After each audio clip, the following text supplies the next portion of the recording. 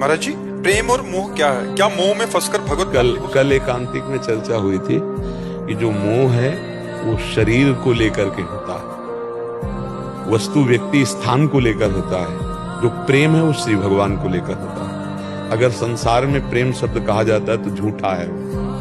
प्रेम का मतलब होता है तत्सुख सुखित्वम, उसके सुख में सुखी होना। ये कहीं नहीं मिलेगा आपको। अगर हम किसी से कहते हैं कि हम आपको बहुत प्यार करते हैं तो हम उससे सुख भोगना चाहते हैं, इसलिए कहते हैं। चाहे रुपए का हो, भोजन का हो, किसी भी तरह के सुख हो, बताओ हम उससे कुछ चाह रहे हैं।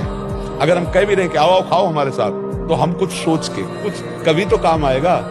मतलब कुछ न कुछ स्वार्थ बुद्धि रख के। तो अगर हम यहाँ प्रेम कहते भी हैं तो वो स्वार्थ होता है, वो आसक्ति होती है, वो राग होता है, वो मोह होता है, वो काम होता है। और भगवान में अगर ये शब्दों का प्रयोग इनका भी किया जाए तो प्रेम ही होता है। प्रेम सिर्फ भगवान से हो सकता है, प्रेम संसार से नहीं हो सकता। संसार में जो होता है उसे काम कहते हैं, राग कहते हैं, मोह कहते हैं, आसक्ति कहते हैं। प्रेम नहीं है। प्रेम का जो स्वरूप है कामना रहितम।